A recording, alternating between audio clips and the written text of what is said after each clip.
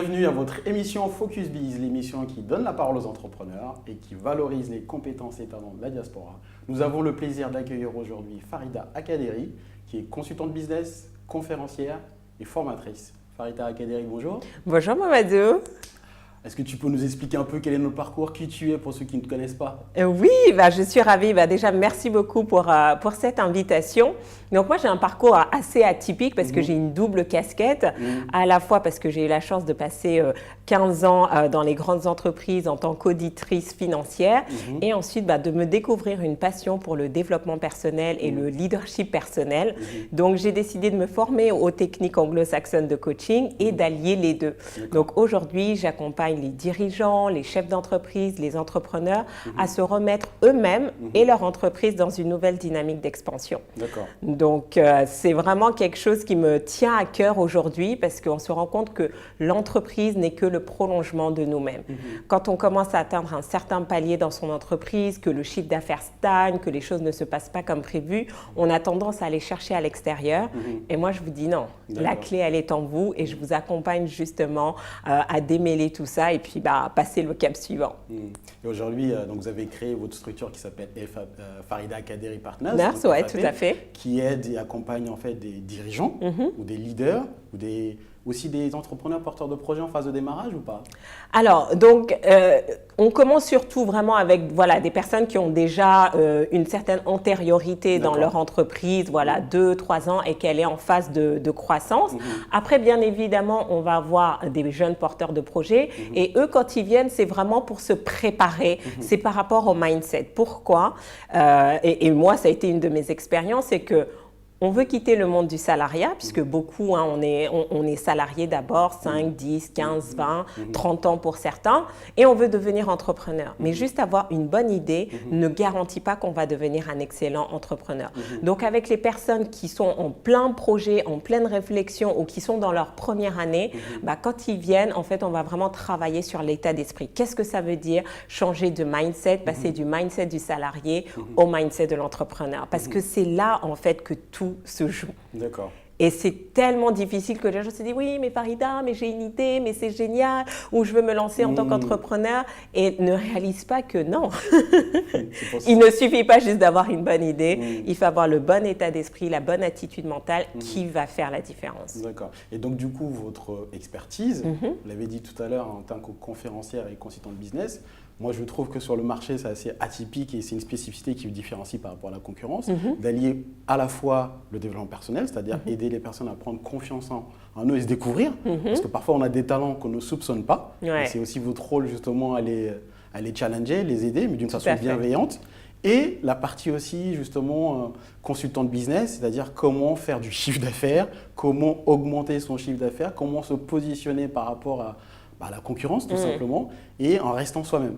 Et moi, je trouve que c'est relativement spécifique. Et comment vous arrivez justement à allier ces deux choses-là? C'est votre parcours personnel qui vous a permis de le faire? Tout à fait. Donc moi, quand je suis originaire du Bénin, j'ai vécu dans 6 pays différents avant d'arriver en France à l'âge de 18 ans. Donc, et quand je suis arrivée ici, j'ai fait une classe préparatoire, Top Business School en France et j'ai intégré un des plus grands cabinets, PricewaterhouseCoopers, en tant qu'auditrice financière. Donc, il y a vraiment cette capacité à comprendre, puisque c'est ça, quand on est auditeur financier, on va d'entreprise en entreprise. Donc, on voit comment elle fonctionne de l'intérieur. Donc, ce n'était pas juste comprendre comment on fait du chiffre d'affaires, mais aussi comprendre comment on structure, quel est le business model qu'on met en place, donc vraiment les process. Donc, j'ai eu cette expertise-là pendant plus de 15 ans puisque j'étais auditrice. Après, j'ai travaillé au ministère de l'Énergie, à la Commission de régulation de l'énergie, avec des clients comme ERDF, EDF et tout. Et donc, quand je travaille avec des entrepreneurs, et souvent, surtout quand on a des entrepreneurs qui sont dans la prestation de service, parce que les produits, c'est encore différent. Mais ceux qui sont dans la prestation de service, qui sont consultants, qui sont formateurs, qui sont dans l'événementiel, ils ont une vraie difficulté, ça s'appelle la profitabilité. Être rentable. Voilà, exactement. Oui, mais Farida, mais mon idée, elle est géniale. Oui, mais elle ne te rapporte pas de l'argent. Et donc, moi, je vous accompagne vraiment de manière personnalisée et sur mesure, étape par étape. Et c'est là, finalement, où on voit des résultats, où les clients sont contents. Là, justement, j'ai un client qui me rappelait que quand il a démarré sa start-up il y a 3 ans, il me dit, mais on a passé moins d'1 heure, tu nous as donné un conseil et on a économisé 120 000 euros de frais, de coûts sur 3 ans.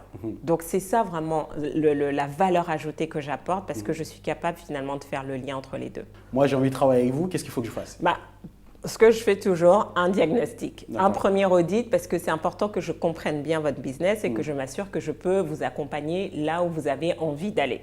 D'accord. Et puis également, il faut qu'il y ait un feeling.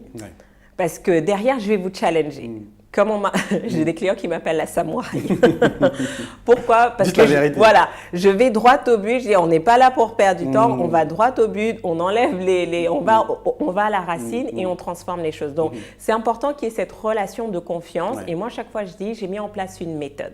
Et c'est ça qui fait la spécificité de mon accompagnement. C'est que quand vous avez compris la méthode, vous la dupliquez à chaque fois. Et la beauté qui est derrière, c'est que les gens, quand ils découvrent ça, ils se rendent compte, mais en fait, Farida, ta méthode, c'est que quand je comprends comment je fonctionne, je peux le dupliquer dans les autres sphères de ma vie. Et c'est comme ça que j'ai des clients qui sont venus pour une problématique business. Elles sont reparties avec un conjoint. Certaines ont accouché ou sont tombées enceintes. Ça dépend en fait. Parce que quand vous prenez conscience de ce qui vous bloque réellement dans le développement de votre entreprise, on se rend compte que ça ouvre de nouvelles portes, de nouvelles opportunités. Donc généralement, ils sont très contents. Et en plus de ça, vous parlez de votre profil international. Vous avez vécu dans 6 pays différents. En Afrique, en Europe, et vous allez régulièrement aux États-Unis parce que moi je pars du principe, je ne suis pas le seul je pense, en tant qu'entrepreneur, ce qui est important c'est de trouver les bonnes personnes qui peuvent nous aider, c'est-à-dire s'entourer des meilleurs. Qui dit s'entourer des meilleurs, c'est avoir des mentors, parce qu'on ne découvre pas tout, il y a des personnes qui ont déjà vécu, qui ont déjà eu le business, peut-être que nous-mêmes on a l'idée, donc on gagne plus de temps à y aller. Et chaque année vous allez aux États-Unis, pourquoi? Même plusieurs fois par an. Là cette année, j'ai déjà fait 3 voyages cette année, mais c'est ça en fait. C'est, comment dire, pourquoi réinventer la roue? Tout ce que vous voulez faire, quelles que soient les idées de business que vous avez, des gens sont passés par là. Et donc, pourquoi les États-Unis? Parce que j'ai pris conscience que finalement, chez les anglo-saxons, ils étaient beaucoup plus décomplexés par rapport à la réussite, par rapport à l'argent. Et donc, du coup, j'ai appris des choses que je n'avais pas forcément découvertes, soit dans la culture francophone ou même quand j'étais en Afrique. Et c'est ma valeur ajoutée, en fait, c'est que beaucoup de chefs d'entreprise me disaient, mais Farida, ta méthodologie sur le message invisible, j'en ai jamais entendu parler.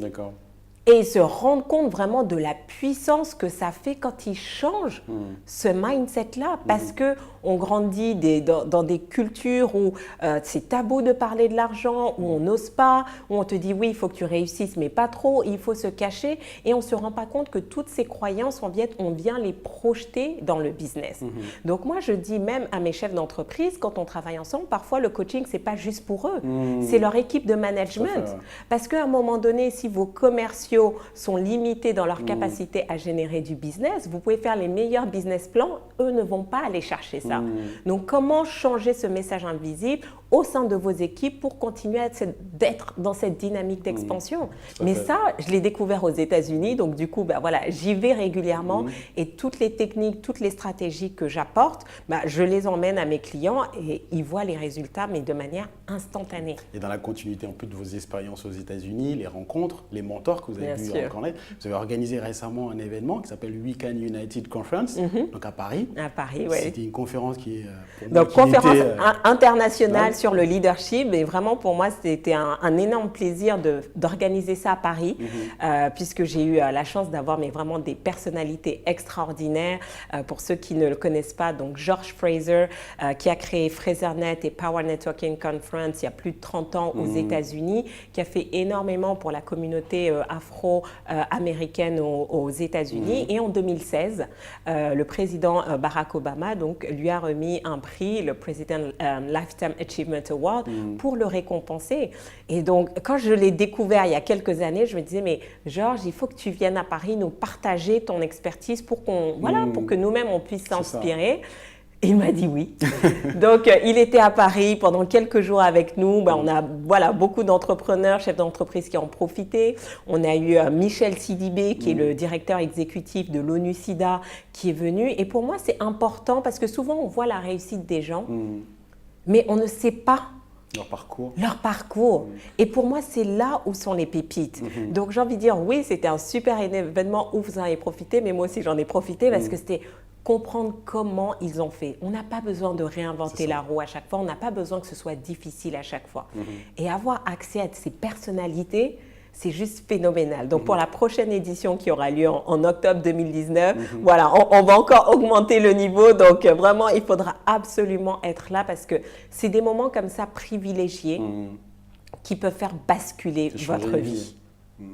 C'est vraiment ça. Certains, parfois, attendent le miracle, mais ils ne savent pas que qui sort s'en sort, en fait. Et juste le fait de sortir de chez soi, de rencontrer une personne peut transformer votre vie à jamais. Et c'est ça qui fait la différence. Et dans le cas de leadership, il me semble aussi, parce qu'on l'a dit tout à l'heure, conférencière, consultante, mais aussi formatrice, c'est-à-dire que vous accompagnez des jeunes, pas que jeunes, des gens qui ont un business, quel qu'il soit. Typiquement, la dernière actualité, je pense que c'est EDF Pulse, où vous accompagnez en fait des personnes qui démarrent, surtout à structurer un pitch et à avoir un discours qui soit impactant. Voilà. Aller voir des banquiers, des financiers, et ainsi de suite. Comment vous les aidez en fait à construire ça? Donc l'idée, pour ceux qui ont une start-up, ils ont besoin de lever des fonds pour développer leur start-up. Mais tout passe par le message, le pitch. Donc moi, j'ai développé une méthodologie qui s'appelle le pitch invisible. D'accord. Et donc l'idée, c'est vraiment de faire prendre conscience que 80% de votre pitch est invisible. Donc, ça veut dire que 80% de votre réussite dans votre capacité à lever des fonds va provenir d'un message que personne ne voit, n'entend. Donc, on parle beaucoup de la communication verbale, on parle beaucoup de la communication non verbale, et là, j'introduis vraiment la communication invisible. Et c'est quoi, en fait, cette communication invisible? C'est la somme de toutes nos croyances, de tous nos choix, de toutes nos émotions que nous avons accumulées depuis notre enfance et qui, en fait, envoient un message malgré nous. Et donc, typiquement, donc là, dans le cadre de EDF Pulse, qu'est-ce qui s'est passé? Donc, j'explique ça. Et donc, on a une des start-upeuses, Nicole, qui me dit, et donc je lui pose la question, quand vous pensez argent, quels sont les mots qui vous viennent? Elle me dit anxiété. Et je dis, mais attends, mais si tu es anxieuse avec l'argent, tu sais que tu ne vas pas réussir à lever les fonds. D'accord? L'argent, c'est comme un amoureux. Si vous êtes anxieux, il ne va pas venir. Et donc, elle écoute toute la présentation et tout, et donc ça lui donne le déclic et elle change, elle crée la bonne présentation. D'accord. Donc, je peux lui dire, fais cette présentation, mais ce n'est pas ça. Vous pouvez avoir les beaux slides, les bons exemples, etc. Viser, en fait. Rien ne va fonctionner. Et donc, le lendemain, elle avait réorganisé sa présentation, elle a pitché, elle a fait partie des lauréats. Parce que maintenant, comme elle avait pris conscience qu'elle avait cette anxiété autour de l'argent, donc finalement, la manière de dire les choses n'avait pas d'impact. Et juste le fait d'avoir changé ça, le lendemain, elle avait une autre assurance, une autre confiance en elle et ça a résonné. Et elle a reçu le prix. Donc maintenant, grâce à ça, elle va pouvoir continuer à acheter des camions, développer des solutions énergétiques au Ghana pour ses clients et c'est formidable. Donc l'enjeu finalement pour un entrepreneur, que ce soit une start-up qui démarre, mais également un chef d'entreprise qui a 15 ans d'expérience ou 20 ans dans son entreprise, quel est le message invisible que vous envoyez à vos clients, à vos collaborateurs, à vos fournisseurs, à vos partenaires stratégiques, à vos banquiers? Parce que très souvent, des fois, on veut travailler avec quelqu'un, ça va au-delà même des prestations de service, et la personne. Qu'est-ce qu'elle nous véhicule comme message? Mais bien sûr. De confiance ou autre. Donc, j'ai envie de dire, soit ça clique, comme dirait Georges Fraser, soit ça clash. À cause de ce message invisible qui représente 80%. Donc aujourd'hui, je vous apprends littéralement, étape par étape, à prendre conscience de votre message invisible et surtout à le transformer. Merci encore. C'était Focus Biz, l'émission qui donne la parole aux entrepreneurs. Nous avons eu le plaisir d'accueillir Farida Kaderi et on se retrouve à très vite. Merci.